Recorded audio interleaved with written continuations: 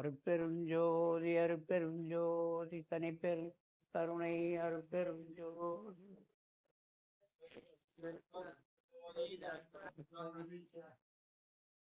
அன்பு ஆண்மனை கொண்ட எனது பெருமதிப்பிற்குரிய அன்பு உள்ளங்களே, இன்றைய தினம் நம்முடைய அருளி ஞான ஆலயத்தில் நம்முடைய பெருமானார் சுவாமி சித்திரபுந்த அடிகளாருடைய 75வது ஆண்டு இந்த நிலைய வழிபாட்டு விழாவை நடத்தி கொண்டிருக்கிறோம். நம்முடைய தலைவர் உள்ளிட்ட அனைத்து உள்ளங்களுக்கும், இங்கே அமர்ந்திருக்கக்கூடிய அத்துணை சகோதர சகோதரிகளுக்கும் எல்லாம் வல்ல அருளி ஞான நிலையத்தை மிக அற்புதமாக நடத்தி கொண்டிருக்கக்கூடிய திரு அருவமாக நம்முடைய குருநாதரை வணங்கி, அருட்பெருஞ்சோதி ஆண்டவருடைய பெருங்கருணையினாலே நாமெல்லாம் இன்றைய தினம் கூடியிருக்கின்றோம். உங்களுக்கெல்லாம் என்னுடைய முதற்கண் மந்திரத்தையும் நன்றியும் தெரிவித்துக் கொண்டு, தலைவர் அவர்கள் தேதி கேட்டார்கள், கொடுத்தோம். அவர் அந்த தலைப்பை கொடுத்ததும் நான் சாதாரணமாக ரொம்ப சந்தோஷப்பட்டேன்னு சொல்லி அவர் சந்தோஷப்பட்டது. தலைப்பை பார்த்ததும் நான் மலைத்தே போயிட்டேன். நல்லா யோசனை பண்ணி பாருங்களேன். மலையே அழிந்தாலும் மனம் அசைக்கூடாது. இது எங்கே தான் எடுத்தாருன்னு தெரியல அவருக்கு. என்னங்க ஐயா? சத்குருநாதருடைய வார்த்தை, மலையே அசைந்தாலும் மனம் அசையக்கூடாது. இது எவ்வளோ பெரிய வார்த்தைங்க. நம்முடைய மனமெல்லாம் அசையாமல் இருக்குமா மலை மாதிரி? இது நம்முடைய தீர்த்தங்கர் 24 பேரில் முதலாவது தீர்த்தங்கர் அவர்களுடைய வழிமுறையில் வந்த ஜைனம். அங்கே சொல்லப்பட்ட ஒரு கருத்து, ஒரு மனிதனுடைய மனதை எவ்வாறு செம்மைப்படுத்துவது என்று அவர்கள் சொல்லியிருக்கின்ற முறையிலே, உங்களுடைய எண்ணங்களும் நினைவுகளும் மனமும் உறுதியாக நிற்க வேண்டுமானால் நீங்கள் அருமையான ஒரு மலையை மனதிலே கொண்டு வந்து தினமும் சதாகாலமும் எண்ணிக்கொண்டிருங்கள். உங்கள் உள்ளம் மலையாக மாறும் என்று சொல்லுவார்கள். அதே சமயம் உங்களுடைய மனதில் எப்படித்தான் நீங்கள் எண்ணிக்கொண்டிருந்தாலும் கூட, நீங்களே அந்த மலையளவு மனதை மேல்நிலைக்கு கொண்டு வந்தாலும் கூட, உங்களை சார்ந்தவர்களும் உங்களோடு துணையாக இருப்பவர்களும் மற்றும் சிலரும் அந்த மலையை கரைப்பதற்காகவே உடைப்பதற்காகவே வருவார்கள். உடைக்கிறேன் பார் என்று கங்கணம் கட்டி கொண்டு வருவார்கள். அப்படிப்பட்ட நிலையில் என்ன செய்வது என்று மகாவீரரை கேட்கின்ற போது சொல்லுவார்கள், அப்பொழுது நீ இப்படி தியானம் செய்ய என்று சொல்லுவார். எப்படி தியானிப்பது? மிகப்பெரிய சாம்பல், வீட்டில் முந்தியெல்லாம் அடுப்பு வீட்டில் எரியும், வரட்டி போட்டு எரிய போடுவாங்க. அந்த வரட்டி எரிந்த சாம்பல் அத்தனையும் கொண்டு போய் தனியாக கொட்டுவாங்க, தனியாக கொட்டி வைப்பாங்க. அது மலை மாதிரி குவிந்திருக்கும். அதுபோல் ஒரு சாம்பல் குவியல் இருப்பதாக கருதிக்கொள். மிகுந்த காற்று அடிப்பதாக கவனத்தில் கொண்டு வா. அத்தனை பெரிய காற்றும் அதன் மீது வீசுவதாக கவனி. என்ன அர்த்தம்? பறந்து விடும். ஒரு சாம்பல் துகள் கூட ஒரு விரல் அளவு தொடுகின்ற அளவு கூட இருக்காது. அதுபோல உன்னுடைய கவலைகள் எல்லாம் பறந்து ஓடிவிடும். இப்படி அவர்கள் தியானத்திலே ஊன்றியவர்கள், நிலைத்தவர்கள் எழுதி வைத்திருக்கக்கூடிய அற்புதமான கருத்துக்கள். இதனே நம்முடைய சுவாமி அவர்களும் மிக தெளிவாக எழுதி அருளியிருக்கின்றார்கள். இந்த அருளாளர்கள் எல்லாம் ஒரு வழியில் வந்து கொண்டிருப்பவர்கள்.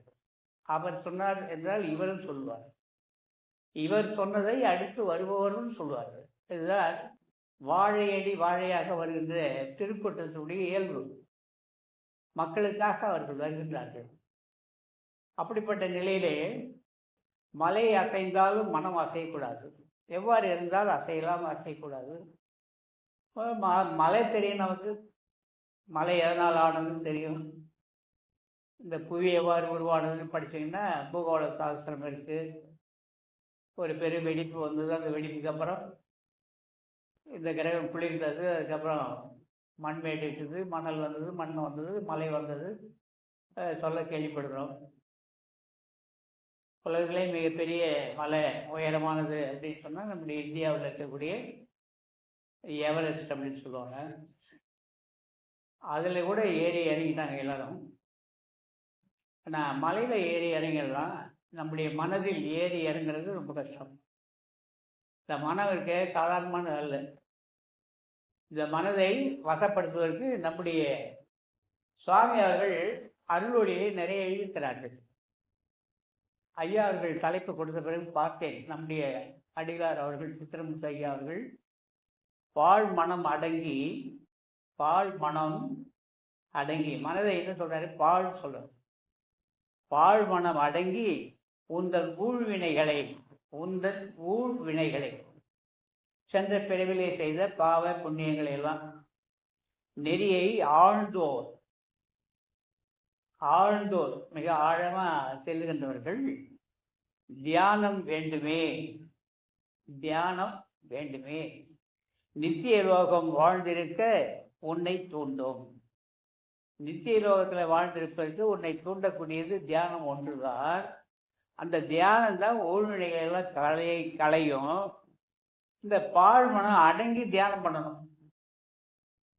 பாழ்மனம் அடங்கி தியானம் கை கொள்ளணும். இந்த தாய்மானவர் ராமநாதபுரத்தில் அழகாக சொல்லுவார்கள், மனம் அடங்கா பேதைக்கு பாராயன் பராபரமே. நம்ம அருளை அடையணும்னு கருதுகிறோம். அந்த அருள் வழியில் நாம் நடக்க முயலுக்கின்றோம். ஆக அந்த முயற்சி பலிதம் தருமா அப்படின்னா இந்த ஊழ்வினையை தடுக்கும் அப்படின்னு எல்லா ஞானியுமே சொல்ல வருகிறார்கள். இந்த ஊழ்வினை என்பது சென்ற ஜென்மத்தில் செய்கிறது. இந்த ஜென்மத்தை பற்றியே நமக்கு தெரியாது. சென்ற ஜென்மத்தை எவ்வாறு நாம் அறிவது? இதை திருமூலர் அவர்கள் சொல்வார்கள், முந்தை வினையின் முடிச்சை அவிழ்க்கலாம், பின்னை வினையின் முடிச்சை பிசையலாம். எதிர்காலத்தில் வரக்கூடிய அந்த பிறவியை ஒன்றும் இல்லாமல் பண்ணிக்கலாம். சென்ற பிறவிலே நாம் அடைந்த அந்த பிறவியின் பயனை இந்த பிறவியில் அடைய வேண்டுமேனால் அடையாமல் அதையும் சரி செய்யலாம். முந்தை வினையின் முடிச்சை அவிழ்க்கலாம், பின்னை வினையின் முடிச்சை பிசையலாம். எதனால அப்படின்னா சென்னியின் வைத்த திரு அருளாலே. திரு அருளாலேன்னா வேற எங்கேயும் இல்லை. சென்னியின், சென்னின்னா தலை, சென்னி மலைன்னு. மலை என்பது தலைதான் மலை, சென்னி மலைன்னு சொல்லுவோம். நம்முடைய தலை சென்னியின் வைத்த திரு அருளாலே. திருவருள் நம்முடைய சென்னிக்குள்ளே இருக்கு, எனக்குள்ளேயும் உங்களுக்குள்ளேயும் அந்த திருவருள் இருந்து நம்ம நடத்தி கொண்டிருக்கக்கூடிய அதுதான் திருவருள். சென்னியின் வைத்த திரு அருளாலே. அப்போ நம்ம என்ன பண்ணணும்? தியானம் பண்ணணும். சாமியும் தியானம் பண்ணுங்க அப்படின்னு எழுதுறாரு. இப்போ தியானம் வாழ்க்கையில் மிகச்சிறந்த ஒன்று. அதனால நம் மனம் அடங்கும் அப்படி என்ற ஒரு கருத்தை சாதனை செய்தால் மனது வாதனை அடங்கும். ஏதாவது ஒரு சாதனை செஞ்சால் மன வாதனை வேதனை எல்லாம் அடங்கும். அதனை போதனைகள் சொல்லலாம், எல்லாரும் போதிக்கலாம். மனம் அடங்கும் எல்லாம் சொல்லலாம், போதனைகளைத்தான் சொல்லலாம். முன்னை வீழ்வினையின் சோதனைக்கு என்ன செய்யலாம்?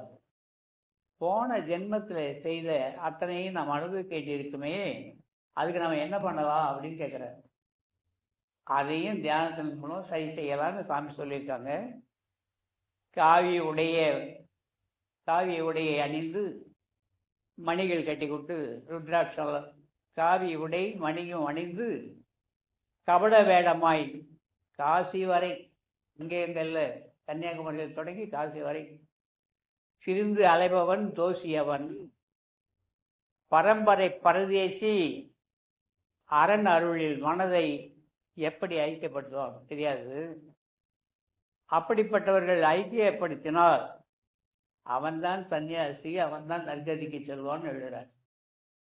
மனமே சித்திரமுற்றடியில நமக்கு சொல்ல வர கருத்து. மனமே அஞ்சாதே, மனமே அஞ்சாதே, வெட்ட வெளியில் நிச்சை பழகினால், வெட்ட வெளியில நிச்சை பழகுன்றார். ஜெபம் தெரியும்னா அப்புறம் நிச்சை தெரியணும். ஜெபம் அப்படின்னா நம்முடைய மூச்சு காற்று மேலுக்கும் கீழுக்கும் செல்வதை கவனமாக பார்த்து உட்கார்ந்து கொண்டிருப்பதே ஜபம்தான். ஜபித்தல் அப்படின்னு சொன்ன நம்முடைய ஆதாரங்கள் இருக்க உடம்புல சுவாச காற்று எங்கிருந்து தொடங்குகிறது எங்கு முடிகிறது என்று நமக்கு தெரியாது. நாம் பெரும்பாலும் சயின்ஸ் என்ன சொல்கிறோம், நுரையீரலோட முடியுது, அதுக்கு மேலே காற்றுக்கு வேலை இல்லை அப்படின்னு விஞ்ஞானம் சொல்லுவோம். மெய்ஞானம் என்ன சொல்கிறது, கட்டை விரல் முதல் உச்சந்தலை வரை வாயுவால் ஆகிய இந்த உடல், ஆக இந்த வாயுவை எங்கு எதை எண்ணுகிறாரோ அவர் எண்ணுகின்ற இடத்துக்கு அந்த வாயு சொல்லும். நீங்கள் இங்கேருந்து புதுவையில் காந்தி சிலையில் அந்த பீச் ரோட்டில் காந்தி சிலையை நீங்கள் எண்ணுகின்ற போது நம்முடைய சுவாசம் அங்கேயே செல்லுகிறது. உங்கள் எண்ணம் எங்கே செல்கிறதோ அங்கு அதுவரை நம்முடைய காற்றின் ஊடாக கலந்து செல்கிறோம். அது எப்படிங்க முடியும்? எங்கேயோ லண்டனில் இருக்கான் நம்ம தம்பி ஒருத்தன், அவன் அங்கேருந்து பேசுகிறான். 7 மணிக்கு நம்ம அறுவடை நிலையத்தில் ஐயா கிட்ட பேசுகிறாரு. இங்கே இருக்கிறவர் அந்த மொபைல் எடுத்து வச்சு பேசுகிறார். அங்கே இருக்கிறவர் பேசுவது இங்கே இருக்கிறவர் எப்படி கேட்க முடியும்? அங்கே இருக்கிறது மின் காந்த அலைகளாக மாற்றி அதை இந்த வெளியில் அனுப்பி அந்த வெளி கடத்தி வந்து இங்கே இருக்கிற அந்த டவர் அந்த கோபுரத்துக்கு வந்து அந்த கோபுரத்துலேருந்து நம்முடைய மொபைலுக்கு வந்து நம்ம பேசுகிறோம். இது ஒரு விஞ்ஞானம் நிறுவனமான ஒரு உண்மை. இதை தான் ஞானிகள் தான் செய்தார். எவ்வாறு இது பரவும் அதை எழுதுகிறாரு. வெட்ட வெளியில் இந்த காலி இடம் இருக்கு இல்லையா, இந்த வெட்ட வெளி நம்முடைய புதுவையில் இரும்பையில் வெட்ட வெளி சுற்றுங்களா, மாகாளீஸ்வரர் கோயிலுக்குள்ள வெட்ட வெளின்னு சொல்லுவாங்க. வெட்ட வெளி அப்படின்னா ஒன்றுமில்லாத ஒரு இடம் வெட்ட வெளி. அந்த வெட்ட வெளின்றது ஒன்றுமே இல்லை, அதை வந்து விளக்கவும் முடியாது. அது கருத்து பொருள், கருத்தினாலே கருத முடியுமே தவிர அதை நிறுவனம் செய்வதற்கு ரொம்ப சிரமம். இப்போ வெட்ட வெளியில் அப்படின்னு எழுதுறாரு. சரி, வெட்ட வெளியிலன்னா இந்த கட்டடத்துக்குள்ளே இருக்கிறோம். இந்த கட்டடத்துக்கு வெளியிலே போய் வெற்றிடத்தில் அல்லது இந்த கட்டிடத்தின் மேலே மாடி இருந்தால் அந்த மாடி மேலே போய் மொட்டை மாடியில் வெட்ட வெளியில் உட்காந்து தியானம் செய்வதா அப்படின்னா இல்லை. நம்முடைய உடல் பகுதியில் ஆகாய பகுதி எது அப்படின்னு சொல்லி மாணிக்கவாசகர் அவர்கள் அருள் செய்த நமச்சிவாய பெரிய புராணம் சேக்கிழார் எழுதினார் இல்லையா, அதிலே வரும் நமசிவாய வாழ்க, நாதன் தாழ்வாழ்க, இமைப்பொழுதும் என் நெஞ்சில் நீங்காதான் தாழ்வாழ்க, கோகழி ஆண்ட குருமணி அப்படின்னு எழுதுவாங்க. ஆக இந்த நமசிவாயன்றது நான் எங்க அப்படின்னா நம்முடைய கருவிடும் வாசல் எருவிடும் வாசலுக்கு மையம். நம்முடைய கருவிடும் வாசலுக்கும் எருவிடும் வாசலுக்கும் மையம், அதுதான் ஆதாரம். அது நான். அடுத்து மேலே தொப்புளுக்கு மா, அதுக்கு மேலே சி, அதுக்கு மேலே வா, அதுக்கு மேலே புருவ மத்தியில் யா. அப்போ மண், நீர், நெருப்பு, காற்று புருவ மையத்தில் ஆகாயத்தை கொண்டு வந்து நிறுத்துவாங்க. நமசிவாய, இந்த நமசிவாய வாழ்க. இதை நடத்தக்கூடிய இந்த சுவாச காற்று என்னை வாழ வைத்து கொண்டிருக்கிறது, நம்ம அனைவரையும் வாழ வைத்து கொண்டிருக்கிறது. அதை தான் அவர் நமசிவாய கோடிட்டு காமிட்டாங்க. நாம் ஏதோ நமசிவாய நமசிவாய நமசிவாயன்னு சொல்லிட்டு இருந்தால் என்ன சாதனை பண்ண முடியும்? அது நம்ம உள்ளிருந்து எழக்கூடிய சுவாசத்தை கண்டு உணர்ந்து தேர்ந்து தெளிந்து நமக்கு கோடிட்டு காட்டினார்கள். நம்ம அக அனுபவம் இல்லை, சொற்களை சொல்லிக்கொண்டே இருப்போம். எந்த சொற்களை சொல்லிக்கொண்டே இருந்தால் அது என்ன ஆகும்? ஆக அந்த சொல் உருவாகின்ற இடத்தை கவனிக்க வேண்டும். மனமே வெட்ட வெளியில் நிச்சை பழகினாள். நிச்சை அப்படின்னு சொன்ன மனதை வேறு எங்கேயும் செல்லாமல் ஒரே இடத்தில் நிறுத்துவது. எங்கே இந்த மனதை நிறுத்துகின்றோமோ அங்கே அது செல்லும். மனதை எங்கே நிறுத்துறோமோ அங்கே போகும் அந்த மனம். அதனுடைய இயல்பு அதுதான். மனம் அலைவாய்ந்து கொண்டே இருக்கிறது. ஒரு நிமிட நேரம் கூட ஏதாவது ஒன்றை பற்றி இருப்பது அதனுடைய வேலை அல்ல. ஏன்னா வள்ளல் பெருமான் போன்றவர்கள், நம்முடைய சித்திரமுத்து அடிகள் சுவாமிகள் போன்றவர்கள் நிறைய மனதை பற்றி எழுதிவிட்டார். மனம் ஒரு குரங்குன்னு சினிமாவில் அவனும் பாடிட்டான். ஆக மனம் குரங்குதான். இந்த மனக்குரங்கை அடக்குவதற்கு உரிய வழிமுறைகளை வள்ளல் பெருமான் சொல்லியிருக்கின்றார். பார்ப்போம். வெட்ட வெளியில் நிச்சை பழகினால். இந்த நிச்சை பழகுவதை சமஸ்கிருதத்தில் சம்யமம் சொல்லுவாங்க. சம்யமம் அப்படி சொன்ன எந்த பொருள் ஒரு யோகியானவர், ஒரு தவம் புரிபவர், தன்னை உணர்ந்தவர், தனிமையில் அமர்ந்து தனக்குள்ளாக பயணிப்பவன் எவனோ அவன் ஒரு பொருளை கருத்தினாலே கருதி கருதி தொடர்ந்து எண்ணுவானேயானால் அந்த பொருள் அவனை சேரும். சாதாரணமாக உலகில் இருக்க உங்களுக்காக தெரிஞ்ச ஒன்று தான். நேற்று முதல் நாள் கூட சொல்லிக்கிட்டு இருந்தோம், பேசிக்கிட்டு இருந்தோம். ஒரு தம்பி வராரு, நடந்தே போயிட்டுருக்காரு 1 கிலோமீட்டர். ரொம்ப வறுமை. எப்படியாவது ஒரு ஓட்ட சைக்கிள் வாங்கணும்னு, உடஞ்சி போன சைக்கிளாவது வாங்கணும்னு பழைய சைக்கிள் விலைக்கு வாங்கி அதை கொஞ்சம் பழுது பார்த்து ஓட்டிகிட்டு இருப்பார். அதை ஓட்டிக்கிட்டே அவருடைய எண்ணம், அவருடைய நினைவு, அவருடைய மன ஓட்டம் எப்படியாவது ஒரு புது சைக்கிள் வாங்கணும்னு. வாங்குறாரா? இது கடவுளாக வேண்டி கொடுக்குறாரு. போய் எங்கேயாவது இந்த சைக்கிள் ஸ்டார்ட் போட்டு இந்த கடவுளே எனக்கு புது சைக்கிள் வாங்கி கொடுன்னு சொன்னால் வாங்கி கொடுப்பாரா? இவர் தான் கடவுள், இவர் தான் எண்ணுகிறார். அந்த புது சைக்கிள் வாங்கின பிறகு அறியாமையினாலே அந்த கடவுள்கிட்ட கொண்டு போய் காட்டுவார். அவர் எதோ இவருக்கு வாங்கி கொடுத்ததா? இல்லை, இவர் தான் அதை வாங்கிட்டார். தன்னுடைய வாழ்க்கையில் உயர்வும் தாழ்வும் பிறருக்கு கொடுப்பதில்லை. நினைக்க தனக்கு. நீங்கள் என்ன நினைக்கிறீங்களோ அது உங்களுக்கு தான். நீங்கள் எதை எண்ணுகிறீர்களோ அது உங்களுக்காக தான். ஆக நினைக்க தனக்கு என்று சொன்னார்கள். ஆக சைக்கிள் புதுசாக வாங்குறார். அதுக்கப்புறம் எப்படியாவது ஒரு 2 வீலர் பைக் வாங்கணும்னு எண்ணுவார். மனம் அதை விரும்புது. அதை சினிமாவில் போனால மனம் விரும்புதே உன்னை மனம் விரும்புதேன். அந்த விருப்பத்தின் மேலே எவ்வளோ நடக்குது பார்க்குறோம். நம்ம வீட்டில் நடக்குது, பக்கத்து வீட்டில் நடக்குது, தோட்ட வீட்டில் நடக்குது, எங்கே நடக்கல இல்லை? மனம் விரும்புறதுனால எவ்வளோ விஷயங்கள் நடக்குது. மனம் விரும்புது. அந்த விரும்புகிற மனத்தை இது விரும்புவது சரியா சரியில்லையா அப்படின்னு அந்த மனதுக்கு தெரியல. ஏன்? அதான் மாயை. அந்த மாயை மட்டும் இல்லை, மாமாயன்னு சொல்லி ஞானிகள் எழுதுவோம். இங்கே வெட்ட வெளியில் நிச்சை பழகினால் நம்முடைய உடல் பகுதியிலே இதுதான் ஆகாய பகுதி. இங்கே நம்ம நிஷ்டையில் இருக்கணும்.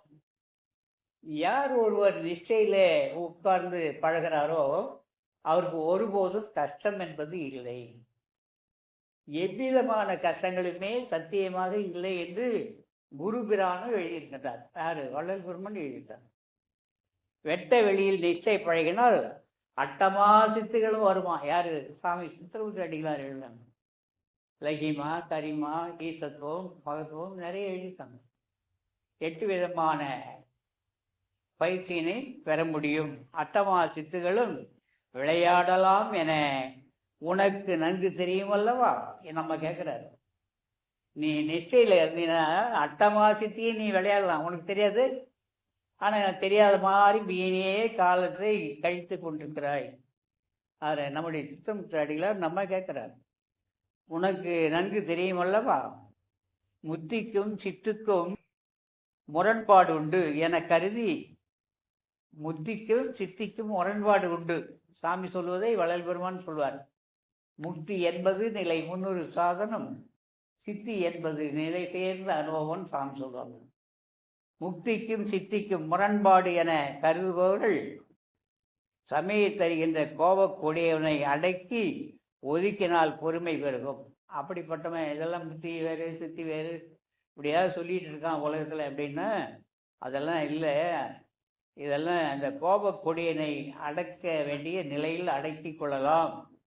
மனமே நீ அறியாத காலத்தில் உண்டு, நீ அறியாத காலத்தில் உண்டு, சாப்பாடு சாப்பிட்டு நீ அறியாத காலத்தில் உண்டு ருசிகண்ட பதார்த்தங்கள் கிடையாத அக்காலத்தில் எண்ணி எண்ணி ஏங்கலாமா?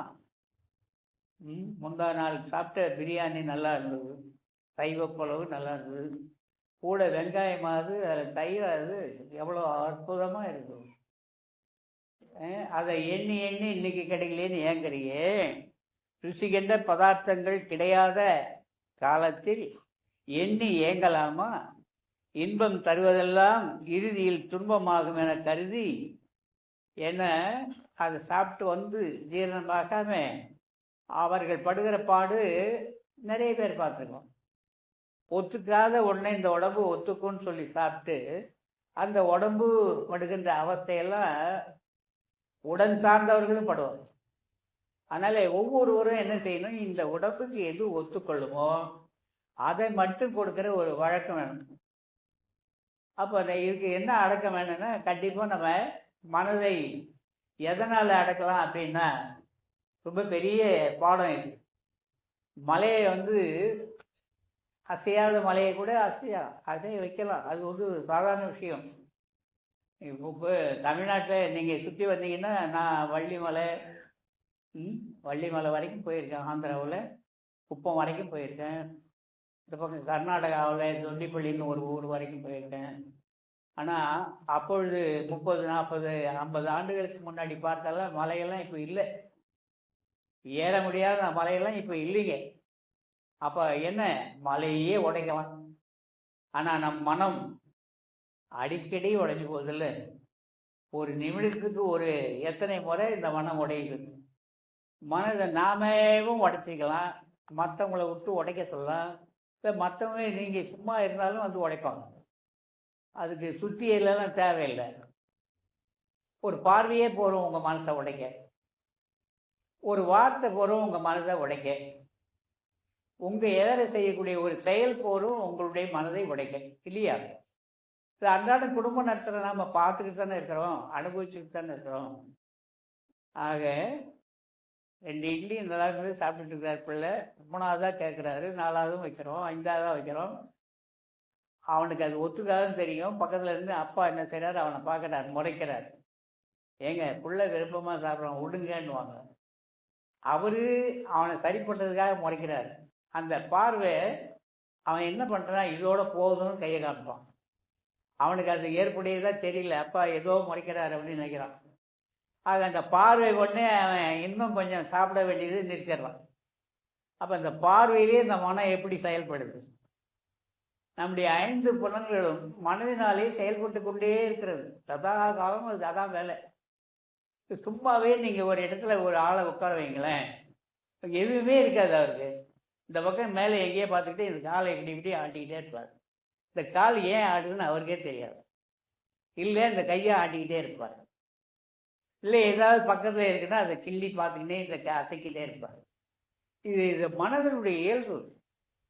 இது நம்மை அறியாமலே வான்னா இல்லை, அறிந்தே செய்கிறோம். மனம் சாதாரணமானது அல்ல. மண் எவ்வளோ வலியது. மண்ணினில் திண்மையை அன்புற வகுத்த அருட்பெருஞ்சோதி வள்ளலார் எழுதுவார். மண் திண்மையானது. திண்மையானதுன்னா வலிவானது, அடர்த்தி மிகுந்தது, அதை பிரிப்பது சிரமம். அப்படிப்பட்ட நிலை மண்ணை ஒன்றும் பண்ண முடியாது. பண்ணலாம், கொத்தலாம், எல்லாம் பண்ணலாம். ஆனால் இந்த மண்ணையே என்ன இருக்கும் இந்த மண்ணுக்குள்ளே? 100 அடியில் என்ன இருக்கும் பார்த்தீங்க சரி.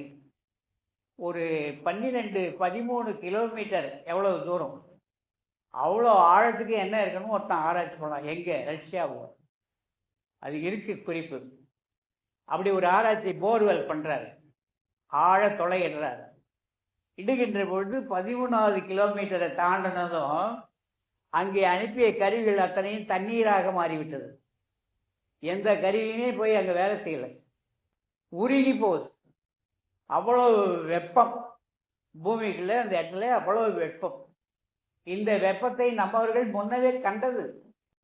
வீட்டுக்கு வீடு எருக்குழி இருக்கும், வீட்டு தோட்டத்தில், வீட்டுக்கு அப்புறம் வீட்டில் சேரக்கூடிய மாட்டு கொட்டையில், மாட்டு தொழுத்தில் சேரக்கூடிய சாணம், எரு, குப்பை, புல், வைக்க புல் எல்லாத்தையும் கொண்டு போய் ஒரு குப்பை மேட்டில் போட்டுக்கிட்டே இருப்பாங்க. ஆண்டுக்கு ஒரு முறை அது நிரம்பியதும் அள்ளுவாங்க. அள்ளும்போது அந்த குப்பை பள்ளத்துக்குள்ளே நின்று அள்ள முடியாது, அங்கே ஒரு சூடு உருவாகிருக்கும். இந்த குப்பை பள்ளத்தில் அவ்வளோ சூடா அப்படின்னா, குப்பை அள்ளும்போது அள்ளுவரை கேட்டால் சொல்லுவார். அது ஆங்கிலத்தில் உள்ளே இருக்கிற புழுக்கம் வெளியில் கொண்டு வந்து அந்த எருவை கொட்டிடும், அப்பயும் ஒரு புழுக்கம் வரும்.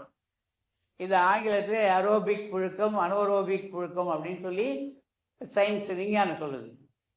இந்த புழுக்கம் இயல்பாகவே இயற்கையிலேயே இருக்கு. ஆக இந்த 10 அடி 5 அடி 6 அடி ஆழத்துலேயே இவ்வளோ உஷ்ணம் இருக்கும்போது 13 அடி ஆழத்துக்கு போய் அவன் ஏன் போர்வெல் பண்ணுறான்? அந்த பக்கம் ஏதாவது இருக்கான்னு ஒரு ஆராய்ச்சி. இருக்கிற இந்த உலகத்தில் வாழ்வதற்கு தகுதி உள்ள வாழ்க்கையை நாம் வாழாமல் தகுதி இல்லாத செயல்களெல்லாம் செய்து கொண்டு இந்த உலகத்தை நம்மவர்கள் 6 அறிவுன்னு சொல்லி வீணாக்கிட்டே இருக்கான். வாழ்வதற்கு வழி இன்னும் அந்த விஞ்ஞானத்தில் சிலர் சொல்லியிருந்தால் கூட பல விஷயங்கள் அழிவாக சென்று கொண்டிருக்கிறது. ஆக அந்த நிலையிலே இவர் என்ன சொல்ல வர்றார்? மண் திண்மையானது. இப்போ மண் வந்து ரொம்ப சிரமம். அது தண்ணி இருக்குது, அதையும் பகுத்து ஆய்வு பண்ண முடியுமா அப்படின்னு சொன்னால் அதையும் பண்ணிடலாம். மண் 5 அடியில் எவ்வளோ இருக்குது, 10 அடியில் எவ்வளோ இருக்குது, 15 அடியில் எவ்வளோ இருக்குது, இத்தனை அடியில் சரளக்கல் கிடைக்கும், அதுக்கப்புறம் வந்து கூழாங்கல் கிடைக்கும், அதுக்கப்புறம் பெருமணல் கிடைக்கும், அதுக்கப்புறம் சிறுமணல் கிடைக்கும், அதுக்கப்புறம் ஊற்று நீர் கிடைக்கும்னு இன்றைக்கி நம்ம பார்க்குறோம். ஒன்று ஆராய்ச்சி பண்ணிட்டோம். தண்ணியும் ஆராய்ச்சி பண்ணிடலாம், பகுத்து உணர்ந்துடலாம். தண்ணியில் என்னெல்லாம் இருந்தால் தண்ணி அப்படின்னு சொல்லி விஞ்ஞானம்னு சொல்லும். நெருப்பை கூட பிரிக்கலாம், பிரித்து பார்க்கலாம். ஆனால் காற்றை பிரிக்க முடியுமா? காற்றை பிரித்திருக்கின்றார்கள், 19 வகையாக பார்த்திருக்கிறார்கள். காற்றில் எத்தனை வகை உண்டுன்னு பிரித்தார்கள். அதில் சொன்னாங்க, என்ன சொன்னாங்க? ஹீலியம், ஆக்சிஜன், ஹைட்ரஜன், நைட்ரஜன், இப்படி அடிக்கிட்டே போனால் ஒரு 19 காற்றை கண்டுபிடிக்கப்பட்டாச்சு. ஆக 64 கோடி பிரிவு இருக்குன்னு வள்ளலார் எழுதுறாங்க. இப்போ நம்ம மனம் எவ்வளோ வரைக்கும் அது பரவி இருக்குன்னா 64 கோடி கவனங்கள் இருக்குது, 1 2 இல்லை. காற்றில் 64 கோடி பேதம் இருக்குன்னா நம்முடைய மனம் நொடிக்கு நொடி 64 கோடி விஷயங்களை சிந்தனை பண்ண ஆரம்பிக்குது. இது சாத்தியப்படுமா? விஞ்ஞானினால் கண்டுபிடிக்க முடியுமா? எப்படிப்பட்ட விஷயம்? 1000 வாசல் இதயம், 1000 எண்ணங்கள். யாரோ வருவார், யாரோ போவார், வருவதும் போவதும் தெரியாது. நினைப்பதெல்லாம் நடந்து விட்டால். இந்த பாடலை உற்று கேளுங்களேன், அதில் வரும் 1000 வாசல் இதயம், யாரோ வருவார், யாரோ போவார். நல்ல வரிகள். இப்போ ஐயாவுடைய வயது இருக்கு, என்னுடைய வயது இருக்கு. கூடி விளையாடும் அந்த வயதில் என்னோடு இருந்தவர்கள் எங்கே? 10 வயதில் பள்ளிக்கு சென்றேன், அங்கிருந்து என்னுடைய நட்பு வட்டம் எங்கே? கல்லூரிக்கு சென்றேன், அங்கிருந்த நட்பு வட்டம் எங்கே? திருமணத்துக்கு வந்து எல்லோரும் இருந்தார்கள், அத்தனை பேரும் எங்கே? யாருமே மாறிக்கிட்டே இருக்கோம். இது ஒரு தொடர் கதை, எதுவும் நிரந்தரமானது இல்லை. இது யாருடைய இயல்பு? காற்றுடைய இயல்பு. காற்று என்பது மனம். மனம் வேறு அல்ல, காற்று வேறு அல்ல. இனி விஞ்ஞானம் இதை மெய்ப்பிக்க வேண்டும். பெரிய மருத்துவர், பெயர் சொல்ல விரும்பல, அந்த மருத்துவர் சொல்லுகிறார், மனம் என்றால் என்ன என்று கேட்கின்ற போது, கால் முட்டியா, கையா, மூக்கா, கண்ணா? மனம் எது? அது மூளை தான். இப்போ மூளையில் மனம் இருக்கா? எங்கே இருக்குது? காட்டு. அவரே கேட்குறார். மனதை காட்ட முடியாது, மனதை காட்ட முடியாது. நடுமனம், இப்படியெல்லாம் மன வலிமையை பற்றி படிக்கின்ற மனோ தத்துவ மருத்துவர்கள். அவர்கள் மனதை அவர்களுக்கு தெரியாது, அவர்கள் பல மனதை ஆராய்ச்சி செய்கிறார்கள். இது விந்தையிலும் விந்தை, அற்புதமான விந்தை, ரொம்ப அற்புதமான விஷயம். ஏன்னா என்னை பற்றி எனக்கு தெரியாது, ஆனால் மற்ற எல்லாவற்றையும் நான் தெரிந்ததாக சொல்லுவேன். இதுதான் ஞானிகள் செய்த ஒன்று. உன்னை முதலில் அறிந்து கொள். நீ உன்னை அறிந்து கொண்டால் உலகத்தை அறிந்து கொள்ள முடியும். அதையும் சினிமாவில் ஒரு பாடலாக வந்தது, பார்த்துருக்குறோம். உன்னை அறிந்தால் நீ உன்னை அறிந்தால். இப்போ யாரை அறிகிறோம்? அடுத்தவங்களை பற்றி தான் நாம் அறியணும்னு முற்படுகிறோமே தவிர என்னை பற்றி எனக்கு தெரியவே இல்லை. எழுந்ததும் கோபம் வருது, எழுந்துதான் கோபம் வருது, எழுந்ததுமே ஆசை வருகிறது, எழுந்ததும் மோகம் வருகிறது, எழுந்ததுமே காமம் வருகிறது, எழுந்ததும் வெறுப்பு வருகிறது, எழுந்ததுமே விருப்பு வருகிறது. இந்த விருப்பு வெறுப்பு இதெல்லாம் எங்கிருந்து வரும்? வெளியிலேருந்து வருமா? எனக்கு உள்ளிருந்து வருது. இந்த உள்ளிருந்து வருவதை எப்படி தடுக்க முடியாதா? இதை பலகாலம் முயன்று முயன்று நாம் உள்ளே போகணும். எவ்வளவுக்கு உள்ளே போகிறோம் அவ்வளவுக்கு நல்லது.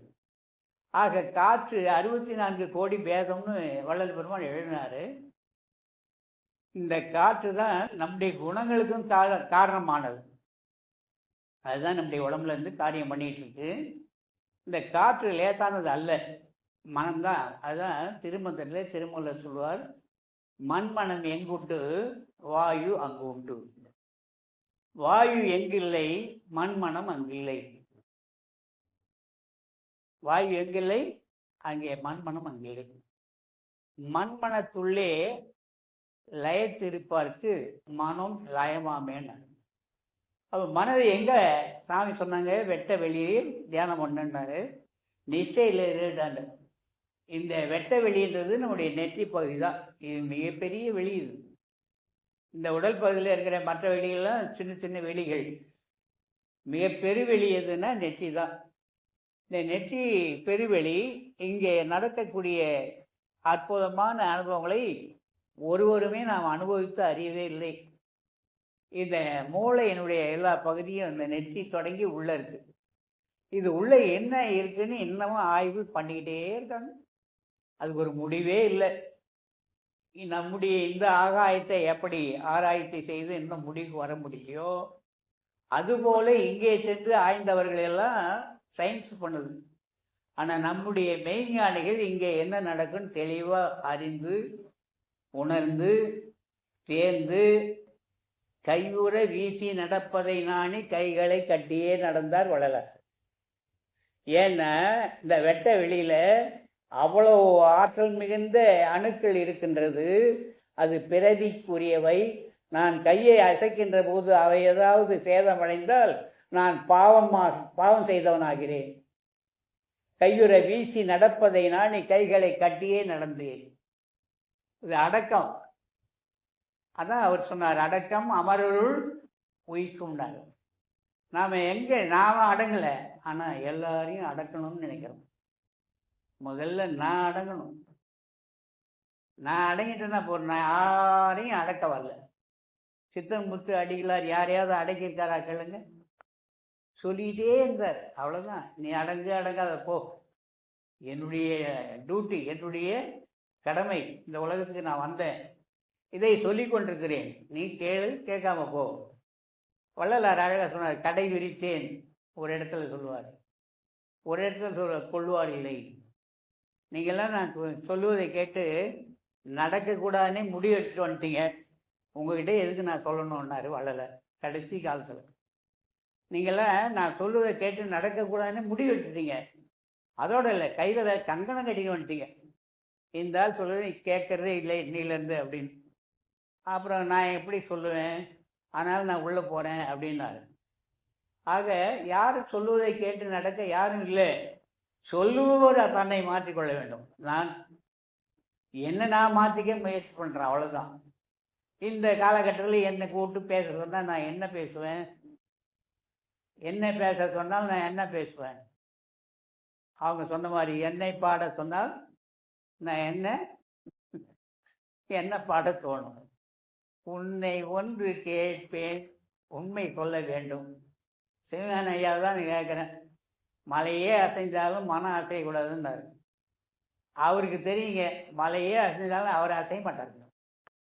அப்படி ஒரு திடசித்தம் உடையவர் நம்முடைய தலைவர். புரியுதுங்களா? சிவஞான ஐயா அவர்கள் திடமானவர், வலிமையானவர். இல்லை நீங்கள் சொல்லி நான் சொல்லி கேட்பாரு, கேட்க மாட்டார். முடிவு அவருடையதாக தான் இருக்கு. ஆக அந்த திட சித்தம் வேணும். உண்மை ஐயா, அதை தான் வள்ளலார் எழுதினார். மனதில் உறுதி வேண்டும். யாரால இந்த உறுதியை அடைய முடியும்னா, எப்பொழுதும் குருநாதரை சந்தித்து சிந்தித்து எண்ணங்களிலே அவரையே ஊறிக்கொண்டிருக்கும் போது அவருடைய குணாதிசயம் வந்துடும். எது நடந்தாலும் நடக்கட்டும், குரு பிரான் இருக்கார், குரு பார்த்துப்பார், அவ்வளோதான், வேலை முடிஞ்சு. அந்த திட சித்தம், அந்த திட நம்பிக்கை நமக்கு போகணும்.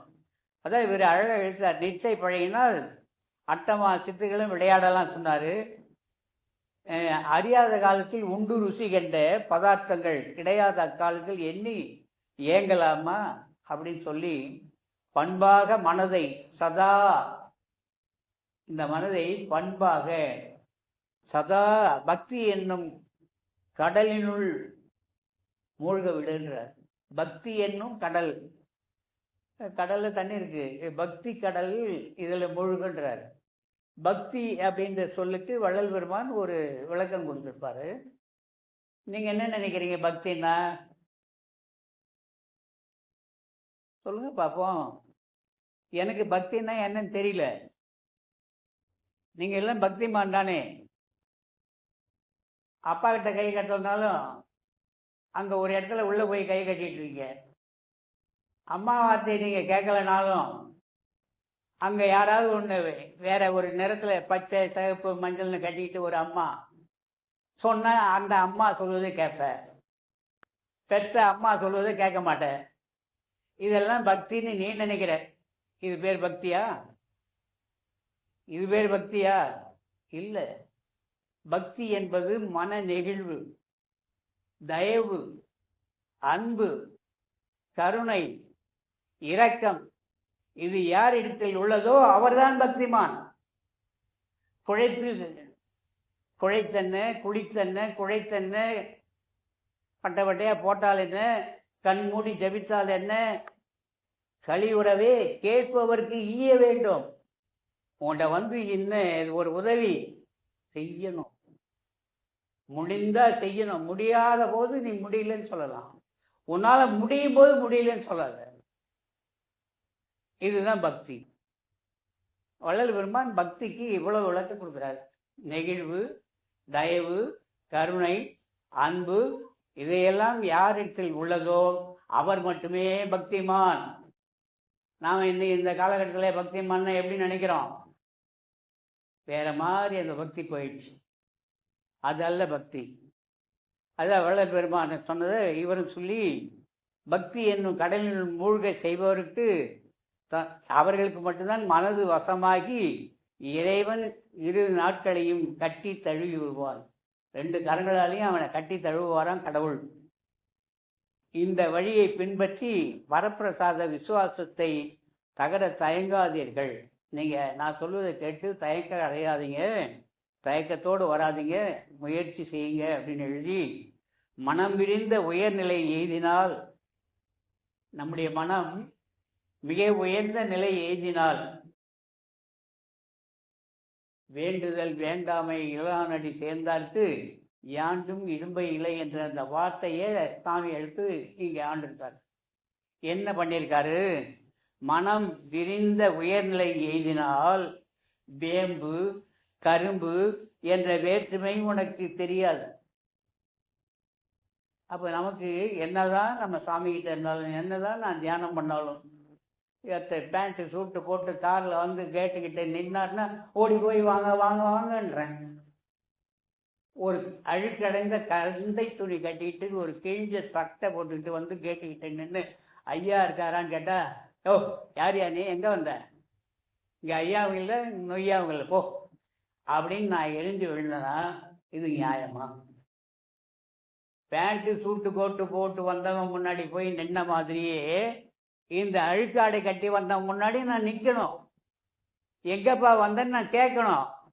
அப்பதான் நான் நியாயமானவன், உண்மையானவன், குரு அவர்களை போற்றுபவன், குருவை வணங்குகின்றவன், குரு வழியில் நடப்பவன். அப்போ நம்ம என்ன செய்யணும்? நம்முடைய நிலையை மாற்றிக்கொள்ள வேண்டும். நம்முடைய மனதை சரி செய்ய வேண்டும். நம்முடைய மனம்தான் நமக்கு அடங்க மாட்டேங்கிறது. எல்லாம் நமக்கு அடங்குது, நம்ம மனம்தான் அடங்கலை. அதுதான் சொன்னாங்க, மனம் அடங்கும் இடத்தேதோர் இடத்தே இருந்தறியே சொல்ல வருவார். பார்க்கலாங்க. மனம் விரிந்த உயர்நிலை எய்தினால் வேம்பு கரும்பு என்ற வேற்றுமை தலை காட்டாது. அற்ப மனதின் அசைவிற்கு அடிமையாகி அறியாதவர்கள் பெற்றோர்களிலும் கூட குற்றம் புரிந்து கெட்டவராவார்கள். அப்பா அம்மாவுக்கே அப்படிப்பட்டவன் கெட்டது செய்வான். அவன் உண்மை தெரியாதவன், மன உயர்நிலை அடையலை, பாவம் அவன் அப்படின்னு சாமி எழுதியிருக்காங்க. இந்த மனதை பற்றி இன்னும் நிறைய எழுதியிருக்காரு. இன்றைய அளவுக்கு உங்ககிட்ட ஏதாவது பகிர்ந்து கொள்ளலாம்.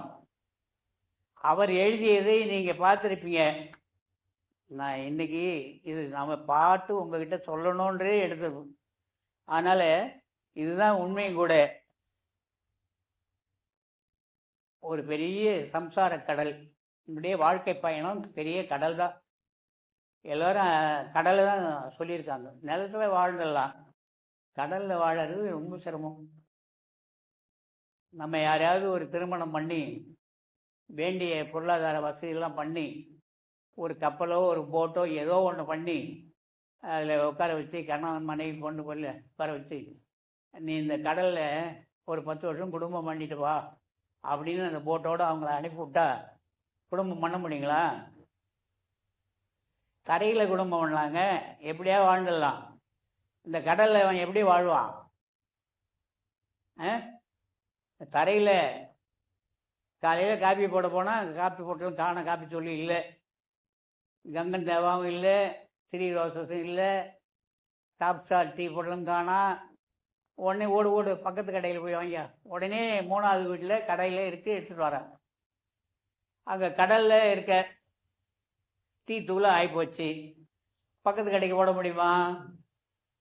ஒன்றை மாதிரி ஒருத்தன் கடலில் கடை வச்சுருந்தா போகலாம். ஆக சம்சார கடல், சம்சார சாகரம் நாங்கள் செய்யாத நிற்குது தர மாதிரி. இதுதாங்க ஆழமான பகுதின்னு அந்த பிள்ளைங்க சொல்ல கேள்வி பார்க்கும்போது நமக்கு பயமாக இருக்குது. தண்ணி தர மாதிரி அப்படியே இருக்குது, அசையவே இல்லை. அசைவற்ற இடம் அந்த இடம். அலை இங்கே தான் உருவாகுது. ஆக அங்கே நமக்கு எவ்வளோ பெரிய பயம் வருது. அப்போ சம்சார கடலில் எத்தனை பேரும் இருக்கோம். நம்ம பயத்தோடவே எழுந்திருக்கிறோம், பயத்தோடவே அன்றைய பொழுதை கழிக்கிறோம். நாளைய பொழுதுக்கு மிச்சம் பயம் இருக்கட்டும்னு கையில் கொஞ்சம் வச்சுக்கிட்டு, தலையில் கொஞ்சம் வச்சுக்கிட்டு, இந்த தலைகாணி கீழையும் கொஞ்சம் பயத்தை வச்சுட்டு அப்படியே படுத்து தூக்கம் வரல. பயமாக இருக்குது. பரீட்சையை பார்த்தா பயமாக இருக்குது, காலைல கடை திறந்தா பயமாக இருக்குது, காலைல வயலுக்கு போனால் பயமாக இருக்குது. இல்லை, எப்போ பயம்? எல்லா பயமும் நம்மளை கொண்டுக்கிட்டே இருக்கு. இந்த பயம் நீங்குவதற்கு ஒரு வழியே உபாயத்தை வள்ளல் பெருமான் எழுதிட்டார். எல்லாவற்றுக்கும் காரணம் நீங்களும் நானும் தான். அப்போ நம்ம எப்படி இருந்தால் இதெல்லாம் சரி பண்ண முடியும்? மனதை வசப்படுத்தக்கூடிய வழிக்கு நம்ம இப்போ தான் கொஞ்சம் தான் ஆரம்பிச்சிருக்கிறோம், இன்னும் முடியலைங்க. அதுக்குள்ளே மணி ஆயிடுச்சுன்னு சொன்னால் நான் முடிக்கிற மாதிரி இல்லைங்க. நீங்களாம் உட்காந்து கேட்க தயாராக இருக்கீங்கள? ஏன்னா பேச வந்தது உங்களுக்காக தான், எனக்கு ஒன்றும் பேச வேண்டியது இல்லை, அது உங்களுக்கு தான் தெரியும். ஆக பேசியே இந்த நாளெல்லாம் போயிட்டுருக்கு. ஆக மனம் எனும் தோணி பற்றி மதி எனும் கோலை ஊன்றி, அறிவுன்ற கோல் துடுப்பு, மனம் எனும் தோணி பற்றி மதி எனும் கோலை ஊன்றி, அதில் அந்த தோணியில் என்ன ஏற்றணும் அப்படின்னு எழுத வராரு. சினமெனும் சரக்கை ஏற்றி, நாம் என்னத்தை ஏற்றணும்? அதில் சினமெனும் சரக்கை தான் ஏற்றி வச்சுருக்கிறோம்மா நம்ம போட்டில் என்ன இருக்குன்னா, அன்பு கிடையாது, தயவு கிடையாது, கருணை கிடையாது, இரக்கம் ஏற்றலை, எல்லாத்தையும் என்ன ஏற்றி வச்சுருக்கிறோம்? சினமெனும் சரக்கை ஏற்றி செறிகடல் ஓடும்போது மதம் எனும் பாறை தாக்கி. அப்படி இந்த வாழ்க்கை பயணத்தில் போகும்போது உனக்கு மதம் பிடிக்கும். அது பிறவிலேயே நம்ம கூட வந்தது, ஏன் கூட வந்தது மதம். அதை போக்குவதற்குரிய வழியை நான் தான் பண்ணணும், பிரிவுகள் செய்ய முடியாது. மதம் எனும் பாறை தாக்கி மறியும் போது அறிய ஒண்ணாது. அந்த மதன்றது மிகப்பெரிய பாறை, அதில் போய் அந்த போட்டு வேகமாக இடித்தா என்ன ஆகும்?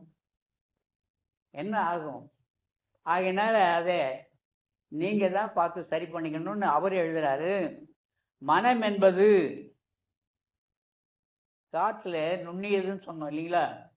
இப்போ தண்ணியை எடுத்துட்டிங்கன்னா தண்ணியில் எத்தனை கூறுகள் ஒன்றா சேர்ந்த ஒரு அவுன்ஸு தண்ணியில் எத்தனை கூறுகள், ஆக்சிஜன், ஹைட்ரஜன் என்னென்ன இருக்குதுன்னு கண்டுபிடிச்சிருவாங்க. ஆனால் காற்றை எவ்வளோ இருக்குதுன்னு கண்டுபிடிக்க சொல்லுங்க பார்ப்போம்.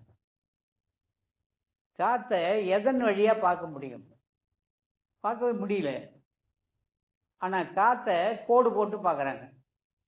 நம்ம மருத்துவமனைக்கு போகிறோம், இருதயம் இப்படி தான் இருக்கணும்னு மருத்துவர் ஐயா படித்து வச்சுருக்காரு. அது கோடு இப்படி இப்படி போகணும், கொஞ்சம் கோடு மாறி போச்சுன்னா உங்கள் ஹார்ட்டில் ஏதோ ப்ராப்ளம்ன்றார், பிரச்சனை. கிட்னி, சிறுநீரகம், அதை கோடை பற்றி படிச்சுட்டாங்க, அதெல்லாம் கோடு வேர்டு. அந்த கோடு இப்படி இருந்தால் சரியாக இருக்குது சிறுநீரகம், இந்த கோடு இப்படி இப்படி இருந்ததுன்னா இந்த இடத்துல பிரச்சனை இருக்குது. அதாங்க ஐயா கோடு. Scanning centre. அப்போது இந்த கோடு எப்படி வருதுன்னா நம்முடைய காற்றுடைய ஓட்டம், காற்று அலைகளுடைய ஓட்டத்தை படம் எடுத்து காட்டுறாங்க. ஆக ஒவ்வொரு உள்ளுறுப்புகளையும் காற்றுடைய ஓட்டம் இருந்து கொண்டிருக்கிறது. மூலாதாரத்தில் ஒரு ஓட்டம், சுவாதிஷ்டானத்தில் ஒரு ஓட்டம், அநாகதத்தில் ஒரு ஓட்டம், மணிப்பூரகத்தில் ஒரு ஓட்டம், விசுத்தியிலே ஒரு ஓட்டம், ஆக்னை என்று சொல்லக்கூடிய இடத்தில் ஓடுகின்ற ஓட்டத்தை கணக்கிடவே முடியாது. இந்த தலையை ஸ்கேன் பண்ணால் என்னவெல்லாம் வரும்னு கேட்டு பாருங்க. தலைக்குள்ளே இருந்து வெளிப்படக்கூடிய ஆற்றல்கள் சாதாரணமானது அல்ல. ஆக இந்த அலையெல்லாம் எவ்வாறு உருவாகிறது? காற்றுனால தான். கடலில் அலை எதனால் வருது? காற்றுனால தான். இந்த காற்று மிகவும் குறையும், சில நேரம் இல்லாமலே இருக்கும். நம்முடைய மனமும் அப்படிதான், வேகமாக இருக்கும், வேகம் அடங்கி போயிடும், ஒன்றுமே இல்லை பேசாமல் இருக்கும். இந்த மூன்று நிலைகளையும் கண்டு உணர்ந்து தெளிந்து தேர்ந்து எழுதிட்டாங்க. சாத்விகம், ராஜசம், அப்புறம் சத்துவம். 3 குணமும் இந்த காற்றுல இருக்கு. அப்போ இந்த காற்றுல இருக்க 3 குணத்தையும் ஒரே ஒரு குணத்துக்கு தான் நம்மளை கொண்டு போகிறாங்க. அந்த ஒரு குணத்துக்கு கொண்டு போய் நிறைய பாடல்களை எழுதினவர் சென்னையில் சமாதி ஆயிட்டார். அவர் எழுதின அந்த பாடல் திரட்டை வாங்கி வச்சுட்டு படித்து பாருங்க. போவோம் குணங்குடிக்கு எல்லோரும் புறப்படுங்கள். நீங்களாம் வாங்க என் கூட, குணங்குடி இருக்கிற இடத்துக்கு நான் இட்டு போகிறேன்னாரு. இப்போ குணம் குடியிருக்கிற இடம் எது அப்படின்னா நம்முடைய நெற்றி தான். நெற்றியில் வட்டமாக இருக்கான்னு பார்த்தா மட்டும் போதாது, 3 கோடும் அளவாக இருக்கான்னு பார்த்தா மட்டும் போதாது, 3 கோடும் சரியாக இருக்கா, ஒன்றுக்கு ஒன்று நெருக்கமாக இருக்கான்னு பார்த்தா போதாது. அப்போ என்ன பார்க்க வேண்டும்? இந்த இடத்துல நாம் உள்ளே இருக்கிறோமே எப்படி இருப்போம், எங்கிருந்து வந்தோம், என்னவாக இருக்கின்றோம், என்ன ஆவோம், அந்த நினைவு அங்கே நின்றால் நீ இடவே வேண்டிய அவசியம் இல்லை. அந்த இடத்திலே மனதை நிறுத்தி விட்டால், மனதை இட்டு விட்டால் நீ கெட வேண்டிய அவசியம் இல்லை. இட்டு கெட்டவர்கள் யாரும் இல்லை. மனதை அங்கு சென்று இட்டு கெட்டவர்கள் யாரும் இல்லை. இடாமல் கெட்டவர்கள் தான் நிறைய பேர். எதை இடணும்? நாமெல்லாம் மனதை கொண்டு போய் அங்கே இடணும், வேற எதையும் இட வேண்டிய அவசியம் இல்லை. நாங்கள்லாம் இடலை. ஏன் இடலை? நாங்கள் எந்நேரமும் அங்கே இருக்கிறோம். கேளுங்கக்கா, கேளுங்க தங்கச்சி, கேளுங்க அண்ணா, கேளுங்க. நாங்கள் எங்கே இருக்கிறோம்? அங்கேயே இருக்கோம். செத்ததின் வயிற்றில் சிறியது பிறந்தால் அது எத்தை தின்று எங்கே கிடக்கும்னு கேட்டான். அது அத்தை தின்று அங்கேயே கிடக்கும்னு அந்த ஞானி. பிறந்ததுலேருந்து ஞானி அவன். அத்தை எத்தை உள்ள இருக்கிற அத்தை பார்த்துக்கிட்டோம்னா எல்லாமே போகும். 3 நாளைக்கு முன்னாடி பௌர்ணமியா கடலூரில் இதைத்தான் சொன்னாங்க. நீங்கள் அங்கே இருந்தீங்கன்னா எல்லாமே குறையும், எல்லாமே குறையும். ஆனால் ஒன்றே ஒன்று நிறையும். எது குறைய வேணுமோ அதெல்லாம் போயிடும். நம்மகிட்ட எதெல்லாம் குறைன்னு நீங்கள் சொன்னீங்களோ அந்த குறையெல்லாம் என்னை விட்டு போயிட்டே இருக்கும். நீங்கள்லாம் எது நிறைன்னு சொன்னீங்களோ அதெல்லாம் நிரம்பிக்கிட்டே இருக்கும். அப்போ குறையும் நிறைய வருகின்ற இடம் எது? எது? இந்த இடம் தான். இது நிறை குடம். நாம தான் ததும்ப விட்டுக்கிட்டே இருக்கிறோம். நாம ததும்ப விடக்கூடாது, அங்கேயே இருக்கணும். மனம் என்பது மிக மிக நுண்ணிய வஸ்து. இந்த நுண்ணிய வஸ்து, மிக நுண்ணிய வஸ்து தான் நம்முடைய ஆன்மா. அதை திருமூலர் எழுதுவாரு, ஒரு பசுவனுடைய முடி, பசுமாட்டினுடைய முடி எவ்வளோ இருக்கும்? பசுமாட்டினுடைய முடி எவ்வளோ இருக்கும்? நம்ம மாடு வளர்த்துறதுல சொல்ல எவ்வளோ இருக்கும்? இவ்வளோ இருக்குமா? எத்தனை மில்லிமீட்டர்?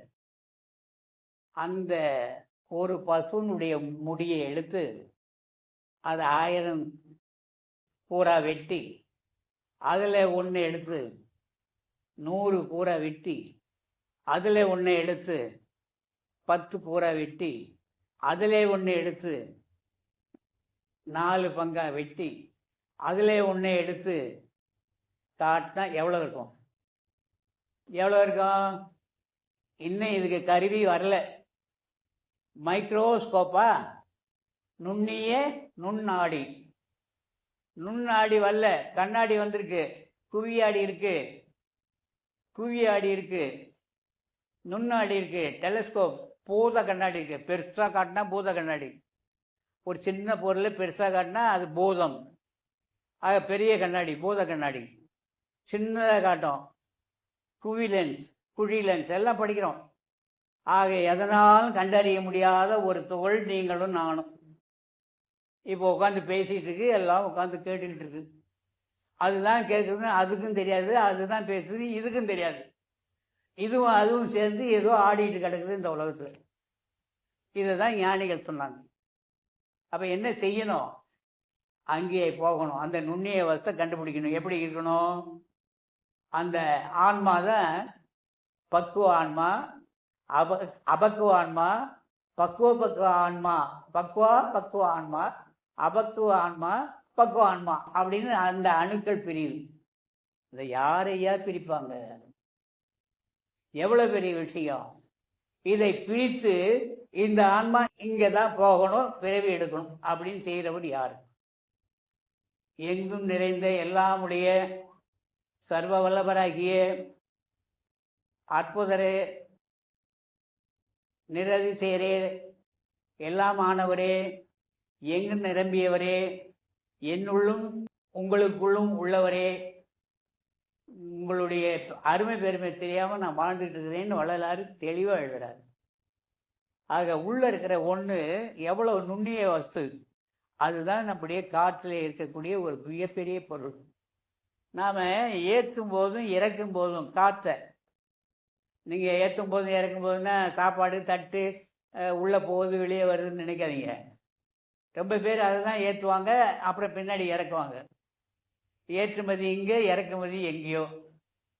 இதை தான் ஏற்றுமதி இறக்குமதி அன்றாடம் பண்ணிகிட்டு இருக்கிறோம்.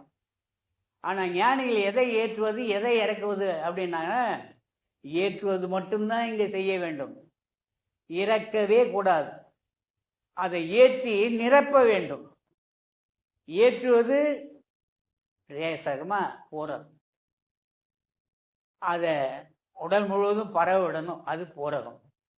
எவ்வளோ பேர் பரவ விடுறோம்? அப்படி இழுத்தா இங்கே நின்று போகுது, அதுக்கப்புறம் புஷ்குன்னு வெளியே வந்து போகுது.